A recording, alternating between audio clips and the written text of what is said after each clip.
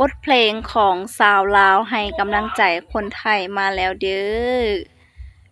สู้ๆเด้อจากใจสปปลาวสบายดีกับสวัสดีพี่ๆ FC ฝั่งไทยแล้วก็ฝั่งลาวทุกคนเด้อยินดีต้อนรับเข้าสู่ช่องเก็ดแก้วสาวลาวเส้นเก่าเส้นเคยอีกแล้วเนาะซึ่งมื้อนี้เนาะสาวเก็ดแก้วไปเห็นคลิปวิดีโอนึงเนาะทุกคนเนาะที่ว่าเพิ่นได้แต่งเพลงมาจักเป็นเพลงเพิ่นได้แต่งมาหรือว่าเป็น AI สาวเก็ดแก้วก็ยังบ่มั่นใจเนาะทุกคนเนาะเพราะว่าไปเห็นคลิปวิดีโอเพิ่นได้เฮ็ดเพลงนี้ออกมาแล้วนะก็เลยเห็น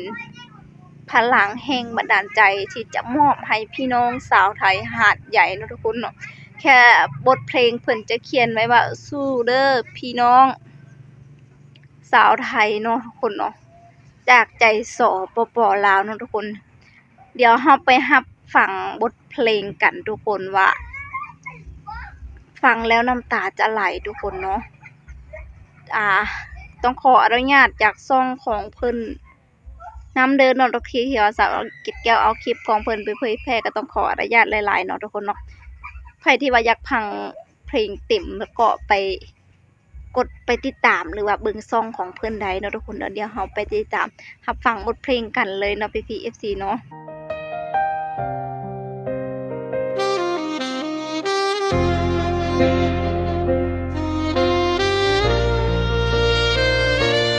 ข่าวน้ำท่วมมาแต่ไกลใจสะเทือนคือโดนฟ้าผ่าเห็นพี่น้องชาวไทยยืนอยู่ท่ามกลางน้ำไหลได้แต่ดูผ่านจอทีวีน้ำตามันก็ไหล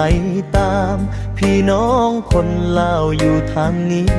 ก็เจ็บคือกันเด้ออยากยืนมือไปช่วยแต่แดนดินมันห่างไกลได้แต่ภาวนาในใจขอให้ทุกคนอยู่ดีปลอดภัยจากใจพี่น้องชาวลาวขอให้ลมฝนอย่าได้ทำร้ายอย่าให้ทุกคนอ่อนล้ายามน้ำหลากหลายให้สู้ไว้เด้ออย่าท้อแท้พี่น้องชาวลาวคอยส่งแรงใจให้อยู่เด้อ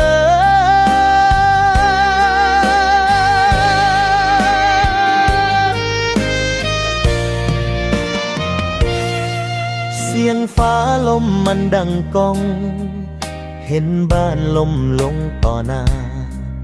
หลายคนต้องพลัดจากถิ่นเก็บฝันหนีภัยน้ำท่วมใจพี่น้องชาวลาวทุกคนก็เจ็บนำคือกันสองฝั่งโค้งเฮาคืออ้ายน้องกันยามทุกข์ยากจนคนได้พึ่งกันจากใจคนลาวส่งให้พี่น้องชาวไทยเด้อ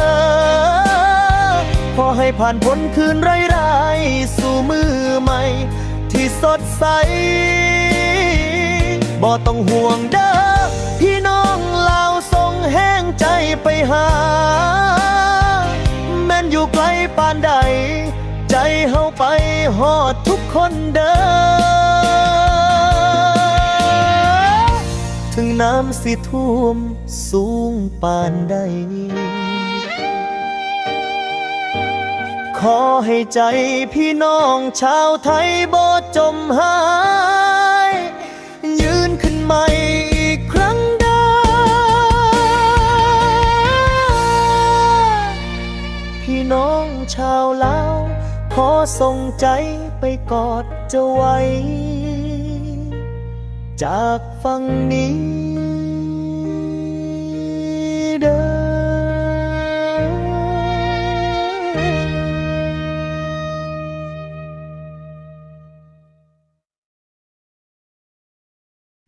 โอ้โหทุกคนนี่ก็เป็นเพลงที่ว่าอ่าคนเราได้แต่งขึ้นมาหรือว่าสาวเก็ดแก้วก็ยังบ่ได้ศึกษาข้อมูลว่าเป็นจาก AI บ่หรือว่าเพิ่นแต่งขึ้นมาแล้วว่าเป็น AI เนาะทุกคนเนาะ นี่ก็เป็นอีกแรงบันดาลใจที่ว่าคนลาวส่งใจไปให้กับพี่น้องสาวไทย พี่น้องสาวหาดใหญ่เนาะทุกคนที่ว่าเพิ่นได้ประสบภัยธรรมชาติเนาะทุกคนเนาะน้ำท่วมเนาะที่ว่ากำลังในตอนนี้ทุกคนซึ่งแบบคนลาวเราก็บ่ได้นิ่งนอนใจทุกคนถึงว่าช่วยเหลือ บ่ได้ไปช่วยเหลือบ่ได้แจกสิ่งของเนาะทุกคนคือสาวเกดแก้วก็บ่ได้ไปแจกสิ่งของก็มีแต่ว่าสิส่งกำลังใจให้ทุกคนสู้ๆผ่านวิกฤตนี้ไปให้ได้เนาะทุกคนเนาะซึ่งผู้ใดที่ว่าอยากรับไปฟังผลงานเพลงต่อก็สามารถไปเบิ่งอยู่ช่องของเพิ่นผู้นี้เนาะสาวเกดแก้วก็อ่านบ่ออกเพราะว่าเป็นภาษาอังกฤษเนาะทุกคนเนาะอันนี้แล้วก็คนคือแบบเป็นแรงบันดาลใจที่ว่า สาวลาวทั่วโลกมอบให้กับพี่น้องสาวไทยทุกคนเนาะซึ่งแบบขอให้พี่น้องสาวไทยทุกคนปลอดภัยผ่านวิกฤตนี้ไปได้เนาะทุกคนเนาะสำหรับเนาะสาวเกดแก้วเองก็แบบ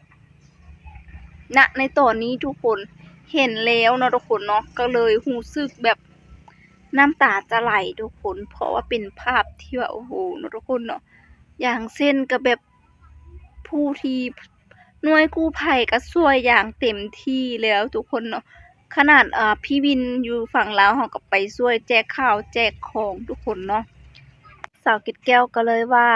ข่าวเกดแก้วก็ขอเป็นอีกกระบอกเสียงหนึ่งเนาะ